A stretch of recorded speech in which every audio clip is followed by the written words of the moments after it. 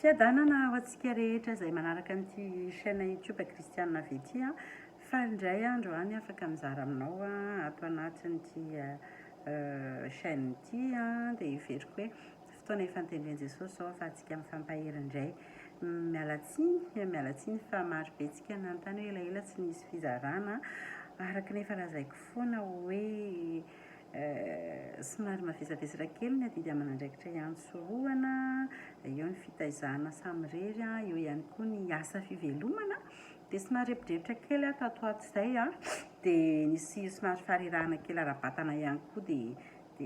somary tsy dia tafaverina teto fa nazanatsany koa ny tena zavatra maniry ary hoe zavatra tena iainako sy tena tsapako amin'ny fiarahana amin'i Jesosy mizaraina amintsika tsy te hanao tahaka ny hoe tsy enjery na adidy mizara amintsika satria efa nanome teny dia hoe tsy maintsy maketo tsy maintsy mizara fa tena raisiko anatin'ny fahalalana sy tena fitarian'ny fanamasina ny fotoana ifanomezantsika eto dia faly koa mizara amintsika hoe zavatra iainako nozaraiko zavatra tena efa nandramako no tsapako no tsapaiko ary tena hoe hitako ny famarinany nozaraiko amintsika ato anatin'ity fizaran'ity veriko mbienombeno hoe tsy misy modimody tsy misy fiatsika ivelany tandrovana eto tsy misy réputation na image omeny eto fa tena hoe Jesosy no tiako tazana, Jesosy no tena tiako tarafina amin'ny alalan'ny zavatra rehetra zaraiko dia zay no mahatonga hoe mandeha arak'izay fitarian'ny tompo fa tsy asiako lalàna ilay izy hoe tsy maintsy izao na tsy maintsy izao. Amin'izao fotoana izao mampalahelo fa be dia be koa ireo mpanompon'Andriamanitra izay voateran'izay hoe andraikitra izay ka na ao anatina fotoana mety tokony hakanaina na tokony henonan'ny tompo ary dia lasa voatery tsy maintsy mizara satria ohatrany hoe efa izay foana ilay izy. Fa zavatra tena amporisihako amintsika hoe alohan'ny izarantsika ny teny alohan'ny ampaherezantsika dia tena hoe tsika mihitsy ny efa mitsako sy efa mihinana izay zavatra hozaraintsika amin'ny hafa aloha. Dia saoran'i Jesosy fa izy no manome an'izao fotoana izao fa antsika mifampizara. Eto ihany koa dia mifona manokana amin'ireo message maro be izay tsy voavaliko handainga vera hiteny aminareo io amin'ny 300 latsaka kely eo be dia be ny messagenareo fa izao tonga dia tsoriko ilay izy raha toa izany ka tena hoe mangataka fampaherezana mahakasika ny fahoriana, fandalovana fahoriana, fampaherezana araka ny ten'Andriamanitra dia ao aorianan'ny bonjour dia tonga dia alefasa avy hatrany ny votoatin-dresaka raha mba azo atao. Raha toa ka hoe mialatsiny fa raha toa ka hoe mampiresadresaka fotsiny ohatra hoe coucou, bonjour, manao indry dia tena hifonako be fa tena tsy manana fotoana be amin'izany satria efatra ny zanaka nomeny Jesosy anazy tsy maintsy karakaraiko ny andraikitra sy ny adidy be dia be be koa ireo mifampahery dia tena tsy manam-potoana raha hoe hiresadresaka fotsiny reto fa tsy hoe sanatria izany avinavina fa tena hoe vonona raha toa ka zavatra mazava ny tianao ifampiresahana amiko ankoatran'izay dia tena mifona fa tsy manam-potoana intsony hamaliana azy. Dia izay no teneniko teo hoe misy ihany koa ny adresse mail afaka tonga koa dia mizara ianao anatin'ny adresse mail dia mamaly mail anao arakarak'izay fafako fa tena raisiko ampitiavana ary tena vonona mihitsy hifanohana ao anatin'izay fampaherezana izay fa ilay lazaiko teo raha miresadresaka fotsiny izany tsika dia izay no tena tsy dia ananako loatra ny fotoana ho amin'izay. Dia androany hiresaka manokana isika aloha hevitra anankiray izay tena iveriko hoe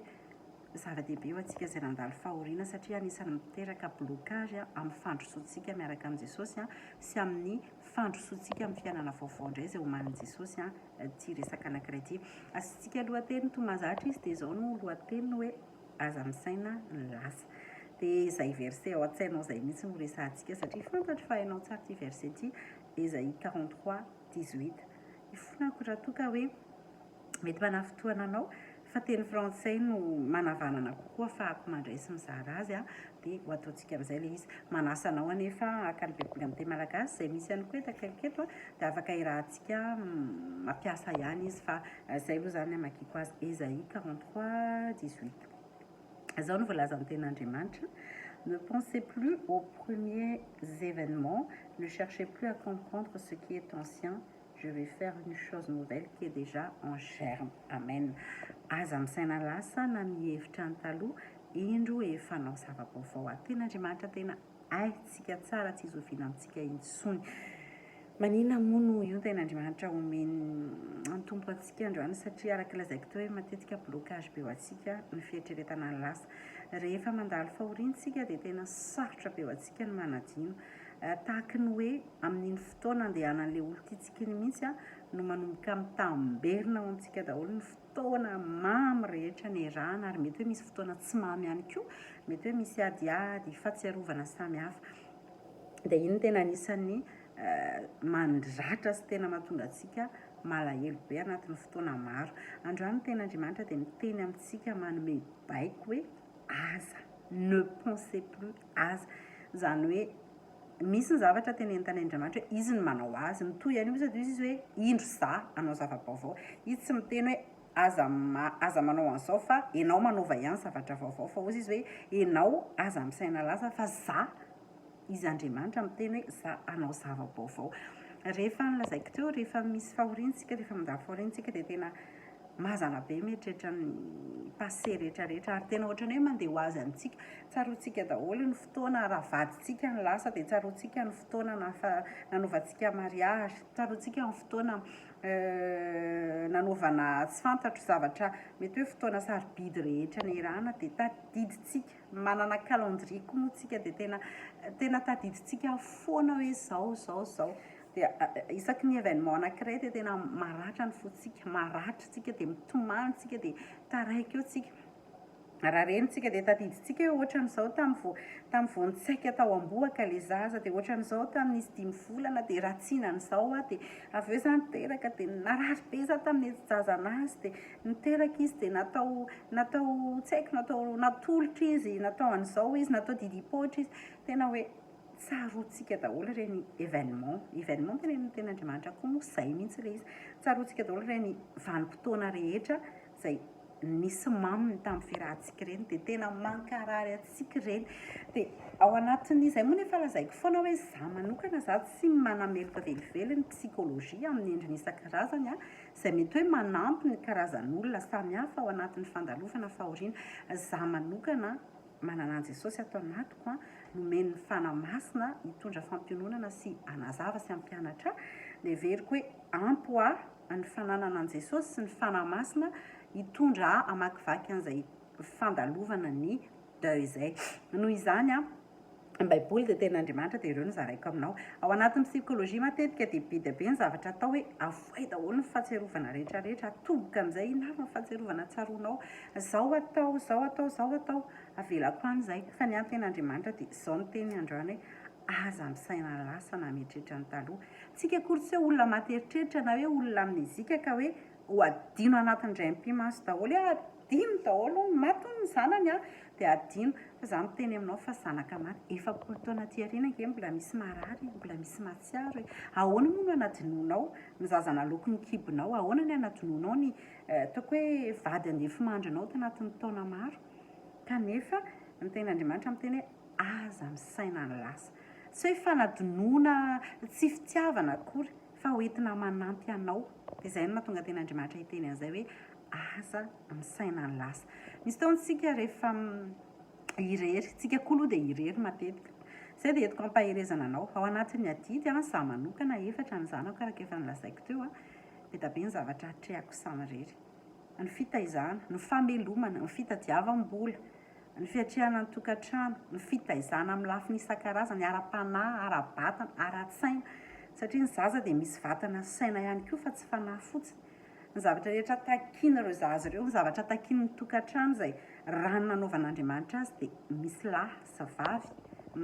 mikarakara ny tokantrano kanefa rehefa sendra ohatran'izao zavatra andalovantsika izao dia tena hoe mila ny tena fianteherana amin'ny tompo mila ny fianteherana amin'ny fanamasina ka raha toa ka andany fotoana ireo sasen'ny lasa foana dia taraiky eo tsika ary tsisy afaka ny anampy antsika mihitsy hitanareo rehefa midona-pahoriantsika ray volana 2 volana maximum ny olona no eo izay izy no mahatsiaro antsika izay izy no mampahery antsika fa ny akapobe ny tompoko tany manadino satria tsy fanomezantsika ny fiainana fa samy manana ny manahirana azy ny olona fa tsika kosa manana an' Jesosy ary izay foana ny zarako ampaherezako tanatin'ity fizaran'ity hoe aza mba miantehatra manolona izany aza sina mihitsy ao an-tsaina hoe ianona ianteherako na zao fa jesosy mahay manome olona hianteheranao arakaraka ny vanim-potoana manome olona tsy anteherana moa zany fa manome olona hanohana anao arakaraka ny vanim-potoana fa ny lasa dia aleo ivalona mety hoe maherihery zany teniko zany kanefa mahatonga amin'ny teny an'izany dia tena fantatro ny zavatra zaraiko za manokana tena hoe araka ny efa zaraiko tamintsika teo hoe mafy be ho anany zany matyvady zany tena nanana an' Jesosy niaraka tamin'i Jesosy foana fa tena vanim-potoana tena tsaroako hoe nangidy sy mafy ny fandalovana fahoriana nahatonga ny tompo tena hoe naniraka mihitsy izara amintsika satria fantatro ny zavatra iainantsika rehefa zay lazaiko teo hoe rehefa maty ny olona anankiray dia tsaroantsika foana ny zavatra nisy tsaroana ny tondrana azy amboaka tsaroana ny fotoana ny nonony voalohany tsaroana ny fotoana nahafahany fanadinana ary tsaroana indrindrindra ihany koa ny zavatra rehetra mety hoe mafy ny rahana tamina na nampalahelo zany na nafinaritra zany na nampitaintainy zany dia amin'ny maha-olombelantsika tsy azontsika ferana zany kanefa tsika tsy tokony toetra be ao anatin'izany aty aoriana misy fotoana mantsy ny zavatra rehetra any ariana ianao mety rehefa afaka mivadika ho fiderana sy fankalazana indray zay fahatsiarovanao zay dia tsy maninona fa amina fotoana zay tena hoe mbola ao anaty ratra ianao dia tena karazana exercice mihitsy ny apresian'ny tompo anao hoe aza misaina ny lasa io le any amin'ny Romanina 12 hoe miova amin'ny fanavoazana ny saina zany hoe enao mihitsy manamboatra hoe efa lasa zany efa tsy otsony izy efa tsy ozaitsony ndraindray koa manko tsika maminavina ny mety ho ohatra razanatsika izy ohatra izao izy zao dia mbola nahatsiaro an'izay ndry raha teo izy zay dia efa feno 46 ans izy zay raha teo izy zay dia nahita an'ilay zanany afaka ohatra afaka baky izy ndry raha teo izy dia ohatran'izao mahatsiaro ohatrany foana tsika satria izay maha-olombelantsika fa ny tena zava-dehibe teo anatin'ny fontsika tsy asiantsika occasion hanomezana tsiny an'Andriamanitra ato amin'ity verset 18 ity koa dia tena tsara be ndrasonga veriko vakiny ne pensez plus aux premiers événements ne cherchez plus à comprendre ce qui est ancien azonao io ozy izy hoe amin'ny teny malagasy izy tsy mazava tsara fa zay mahatonga ho tia ny teny frantsay tsy sanatria hoe tonga amin'ny filazantsika hoe mizesta akory fa tena hoe ahazona anazy moramora kokoa ozy izy hoe aza mieritreritra ny comprendre akory ianao ny zavatra lasa azonao satria eo mahafanina antsika tena indraindray tena maha-olombelona dia tena misaintsaina zany mihitsy hoe indray nanina kosa ary izy à 30 ans dia lasa ve ohatran'izay zao izy nahavita zavatra be indraindray za mieritreritra mihitsy ny fampianarana nataon'ny vadiko tena hoe nisy fotoana manaraka ny izay moa miaraka foana tamin'izany anatina fampianarana séminaire dia tena ozina indray Jesosy tena nomenao temps mpianatra mihitsy izy ity dia taty aoriana nisy fotoana nalahelo indray Jesosy olona afaka nampianatra be iny Jesosy nitety an'izao tontolo izao tena trany Madagasikara ray manontolo iny dia naninona moa Jesosy fa tsy azoko ilay izy dia zay mahatonga tena Andriamanitra hoe ne cherchez pas à comprendre aza mitady akory ianao ny comprendre fa tsy ho takatra ao mihitsy ny fisainan'Andriamanitra hoe maninona izy no mbola tanora ny nalaina maninona izy mbola kely izy nalaza be iny izy tena nahay be iny izy tena mbola en forme be iny za nalala kozinako tena ataoko hoe zaza nahay izy tena vao nahazo diplôme ambony izy ingénieur izy vehivavy izy tena hoe nahay izy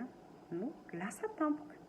dia azoka tsaina be ny ray aman-dreny hoe ndry mba nianteran'ny ray aman-dreny izy nieritreretina hoe zao fa zay le izy nisy tanora fa zay ny tena Andriamanitra miteny hoe ne cherchez pas à comprendre aza mitady akory ianao ny comprendre fa ny ataon'Andriamanitra aminao ny baiko omeny anao dia hoe aza misaina ny lasa androantsika mandray ten'Andriamanitra be da be ny mahay ten'Andriamanitra fa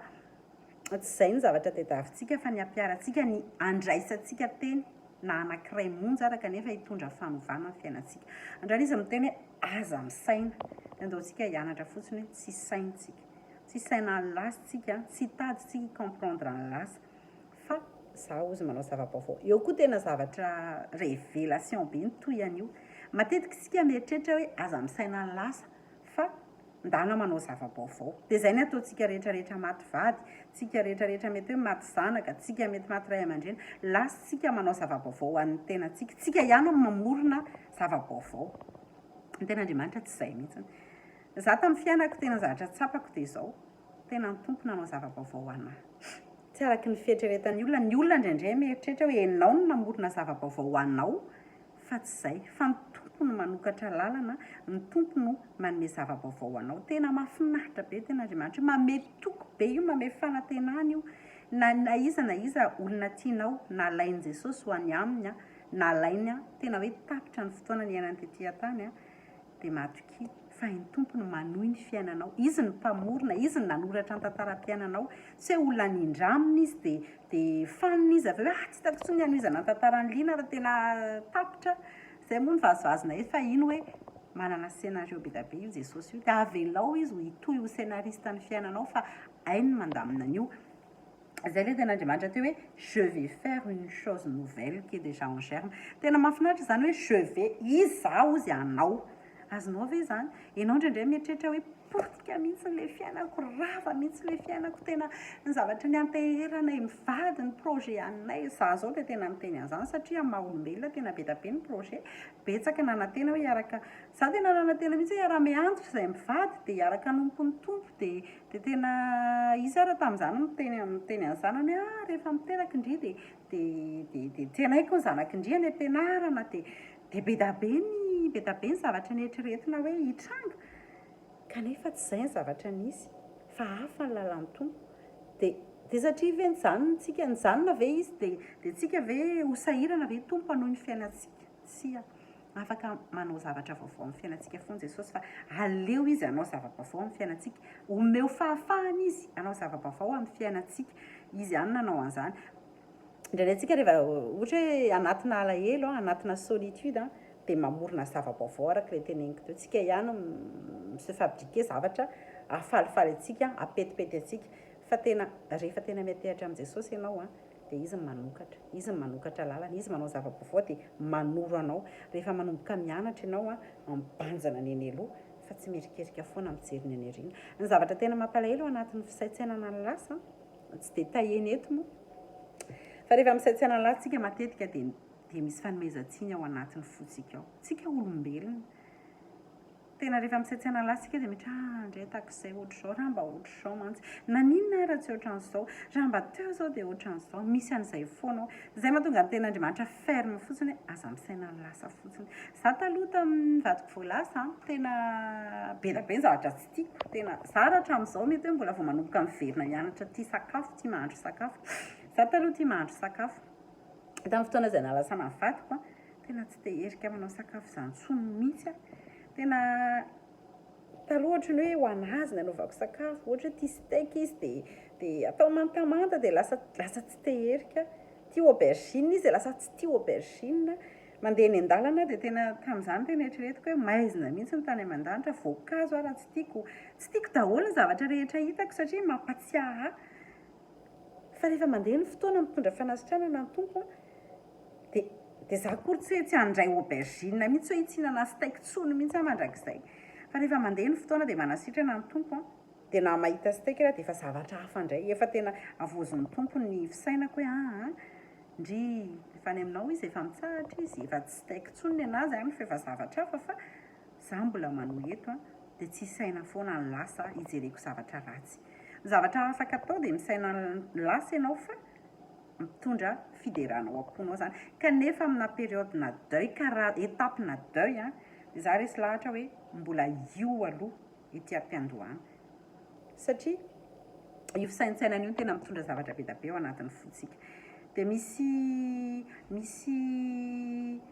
version anankiray, raha tsy diso version Darbinga mba nisy izay, io tena Andriamanitra io ihany, dia tena hoe teneniny eo amin'ilay izy teo, eo amin'ilay eo amin'ny 9:20, je vais tracer un chemin en plein désert. Azontsika ve izany hozy izy hoe tena amorona lalana eo amin'ny tany efitra. Izay mihitsy ilay fiainantsika rehefa nilozan'ny olon-tiantsika, rehefa lasa ny zanakitsika, lasa ny vadintsika, lasa ny ray aman-dreny ny anteherantsika, lasa ny rahavavy mpiray-tam-po amintsika, ny rahalahy ny anadahy, tena désert ny fiainantsika, tena hoe tany maina, tany mangetana, tsisy ninina, tsisy ahitantsika fifaliana, atsiarovantsika azy daholo, alelovantsika daholo ny zavatra rehetrarehetra. Dia eo mihitsy Andriamanitra miteny hoe hitracer chemin izy, zany hoe anamboatra lalana izy ao anatin'io, zany hoe tsy andrasany akory ianao hoe hivoaka ao anatin'io dia ao ianao vao amorona ny lalana, fa ao anatin'io fahorianao mihitsy izy mamorona lalana mahagaga.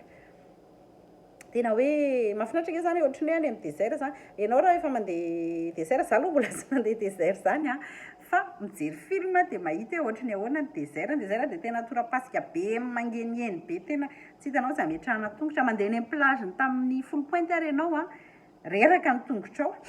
rehefa ianao avy milomano iny dia mavesatra be ny kapanao, mandeha mamonjy tomobile ianao. Nefa reny tsy désert fa ny désert rehetrarehetra hoe fasika mangenieny be. Dia any anatin'ireny ianao motsy misy irina ohatra ny hoe ahita lalana mazava ve rehefa mandeha any anaty fasika ianao, sady tsy mamay ny tongotra, tsy misafotofoto be ao anatin'ny fasika. Dia izay no ataon'Andriamanitra satria hitany mihitsy ohatrohatr'izay ny fiainantsika. Rehefa nandalo fahoriantsika tsisy mahatakatra an'io afa-tsy Jesosy, izay foana ny teneniko amintsika. Ho antsika izay mandalo fahoriana dia tadidio izao teniko izao, aza mieritreritra mihitsy hoe comprendre ny olona akaiky ianao, izay fianakaviana mbola eo, izay namana mbola eo, eritreretinao hoe tena hicomprendre anao à 100% izy hoe izao zavatra iainanao. Ataon' Jesosy tsy ho zay mihitsy, ahafahanao mahita hoe Jesosy no micomprendre anao. Any amin'ny Salamo 38:9 any a, tsy vakiako izy fa tonga dia teneniko fotsiny. Any amin'ny Salamo 38:9 dia misy an'izao hoe tes soupirs ne sont pas cachés devant Dieu. Azonao, io fisentonao lalina io a, tsy miafina amin'ny tompo io. Ny olona tsy micomprendre an'io, ho an'ny olona dia mandalo fahoriana daholo ny olona rehetra, dia mazaka daholo izay moa ilay rehefa hiteraka, dia zaka ny vehivavy ve tsy ho zakanao e, vitan'ny olona ve tsy ho vitanao e.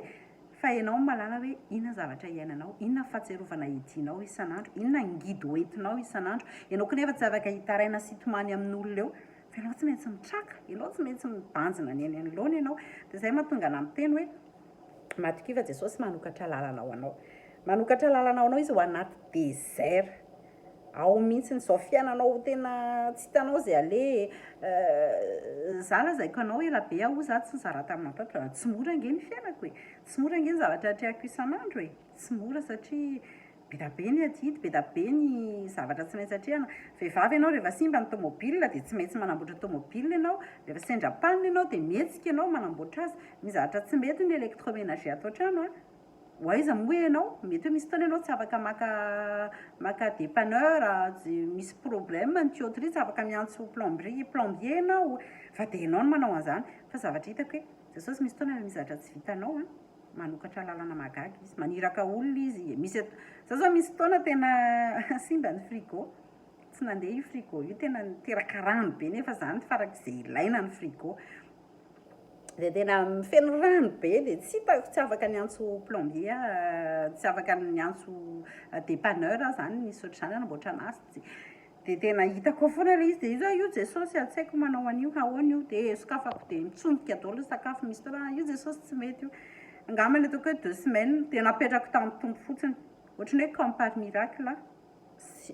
tonga dia vita fotsiny ilay izy. Maina ho azy tao ilay izy, tsy naninona intsony, tsy haiko hoe naninona, mety hoe nisy zavatra voatsindry tsy fantatro, tsy te halala be a, mahafantatro fotsiny hoe eo Jesosy miatrika manome anay hery hiatrehako ny quotidien isan'andro. Dia izay mahatonga ana miteny ianao hoe tsy mora ny fiainantsika, tsy mora ny fahabangana, tsy mora ny gérer fahabangana, tsy mora izany rehetrarehetra izany, fa Jesosy eo, Jesosy manome hery antsika, Jesosy momba antsika foana, miaraka amintsika foana, aza miantehatra amin'olona fa miantehera amin'ny tompo, fa izy mahay manao fahagagana amin'ny fiainantsika. Efa maraparana fa somary lavalava, dia izay ilay teneniko teo hoe tracer chemin izy. Dia ty toy amin'ity ilay teneniko anao hoe misy version hafa izy any amina Darby ngambany, na tsy haiko na Timo Louis Second 21 ty anaty, dia hozy izy hoe émettre des fleuves dans les endroits arides. Io endroit aride io en version hafa dia teneny hoe dans la solitude, izany hoe ao anaty fahanginana. Eny tompoko, ao anaty fahanginana isika, misy fahanginana tsy voasolo izay, misy fahanginana tena tsy voafeny zavatra hafa mihitsiny satria nisy fahabangana atao anatin'ny fotsika tao a nisy zanaka tiana mamy be a lasa dia mahatsiaro an'izay foantsika dia io solitude io anisan'ny mahatonga ny dépression mahatonga ny mahatonga ny suicide isan-karazany io satria tsy mahazaka an'io ny olombelona kanefany a ny ten'Andriamanitra dia miteny mihitsy hoe anisy rano izy izany hoe tsy hamelanao irery izy raha tsoriko ilay izy dia izay fotsiny tsy hamelanao irery izy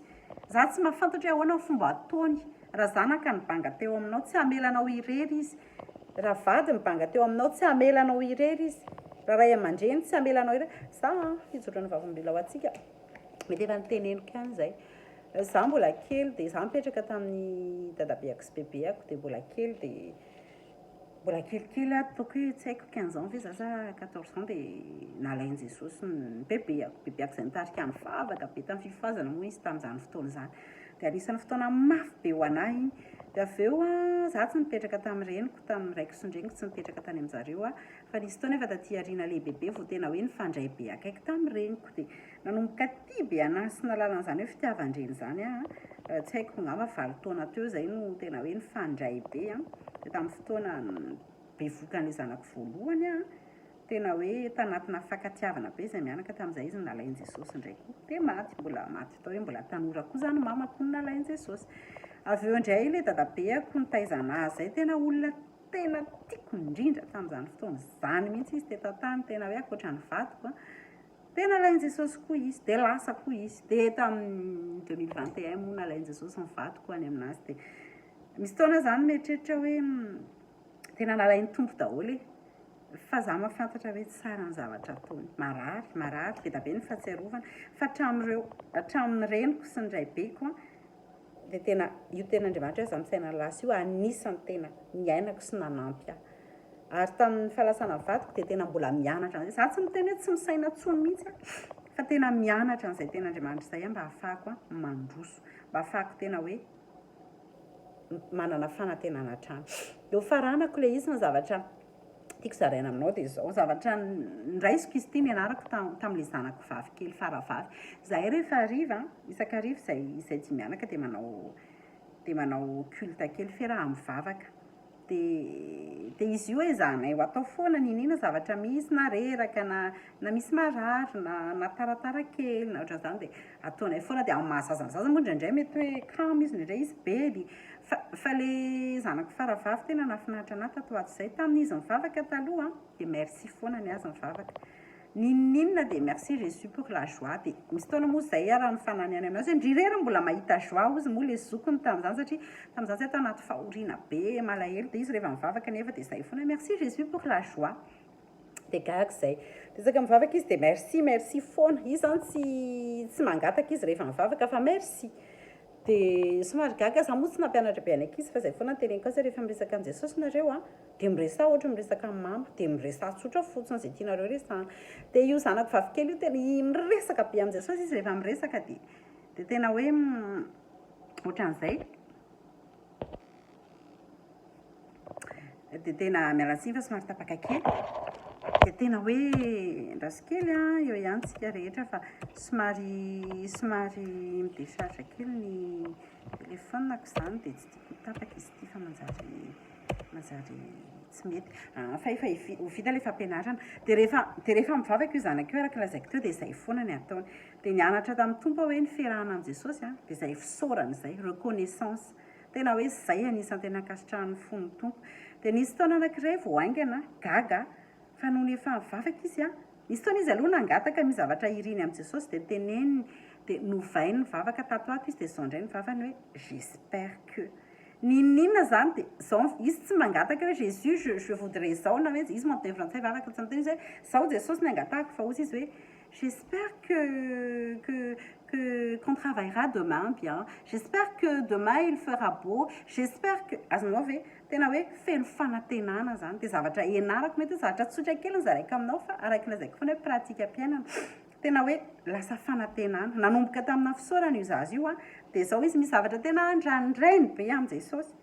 fa dia izy tsy mangataka fa ozy izy hoe j'espère que nytenena zany dia hoe manantena fa dia izay entiko amaranana anazy hoe amin'ny fiarahantsika amin'ny tompo dia mianarana izay vavaka izay vavaka mikaly ny anaran'ilay zanako hoe manantena fa anokatra lalam-baovao ianao, manantena fa anasitrana ny foko tanteraka ianao, manantena fa anome fahasoavana ho ahy ianao, manantena fa ho tanterahanao le etaetako, ho tanterahanao le faniriko, manantena fa ahitanao eny amin'ny rahona lanitra, manantena fa ho avy tsy ho ela ianao, manantena fa andresin'ny fahotana, manantena fa andresin'ny fakapanahy, manantena fa hitomba amin'ny fitiavana anao. Izay fanantenana izay, izany hoe tsy misaina ny lasa, tsy mieritreritra ny taloha fa manaiky an' Jesosy, anao lalam-baovao, anao zava-baovao, ary manantena ny zavatra rehetra tsara izay ho avy indray omen'ny tompo. Tena Andriamanitra farany a, meka antsika ny Korintiana voalohany toko fahafolo andininy fahatelo ambin'ny folo, haintsika be tena Andriamanitra io, efa mandeha be ny fotoana fa tsy vakiako intsony, fa izao le tena Andriamanitra hoe mahatoky izy a, ka tsy hanome antsika fizahan-toetra mihoatra noho izay zakantsika. Fa rehefa manome an'izay izy ozy dia manome lalana izy hivoahantsika ao anatin'ilay izy. Ity version an-daripy indray, ozy izy ao anatin'io Korintiana io hoe il ménagera aussi une issue pour que vous puissiez la supporter, les tentations zany io la épreuve, zany hoe rehefa manome zavatra sarotra anao sy mafy ho anao Jesosy a, dia miaraka amin'iny izy a manome lalana hivoahanao. Ty fizarako foana dia teneniko aminao, hitanao reny carte na jeu reny, ohatry hoe question pour un champion zao ohatra, haintsika tsara Julien Lepers ohatra, iny carte iny a, eto ny question dia miteny izy hoe qui suis-je zao, dia rehefa mitady ny réponse izy dia ao ambadika ihany réponse fa tsy mikaroka lalana hafa izy. Dia ohatran'izay ny ten'Andriamanitra io, izay ny fandraisaka ny ten'Andriamanitra io dia zaraiko aminao. Rehefa manome épreuve antsika Jesosy, manome zava-tsarotra iainantsika izy a, eto amin'ny fahasilany le zava-tsarotra, miaraka amin'iny carte iny ihany ny vahaolana. Azonao ve zany? Zay le hoe issue, il ménagera aussi une issue, zany hoe ameny lalana ianao ho tafavoahanao anatiny. Aza mieritreritra izany mihitsy hoe Jesosy fizahan-toetra amin'izao ianao dia ataony midebra rereo ianao, dia ataony tena sahirana eo ianao, fa miaraka amin'iny fizahan-toetra iny, miaraka amin'iny épreuve iny, miaraka amin'iny zavatra sarotra iny a, tonga dia efa misy miaraka fa ianao fotsiny mila miamian'ny fanahy tsara, mila manana entendement spirituel tsara ianao hoe aiza tsara, inona ny tiany atao, inona ara le accompagnement ampiarahan Jesosy amin'ity fizahan-toetra anankiray ity. Dia efa le tafaresaka taminao a, mialatsiny fa somary lavalava zarao a, raha misy mangetaheta, raha misy te ahery a, liana-hersou@hotmail.com ny adresse mailako a. Tiako kokoa raha mail ny fampiresantsika, na raha miresaka messenger ianao na WhatsApp dia avy hatrany dia resao a, izay votoatin-kevitra mba ahafahantsika miroso bebe kokoa, fa izay ny tena zava-dehibe, tahian Jesosy dia mirary soa, mirary fiadanana be da be ho antsika tsirairay avy. Veloma indray.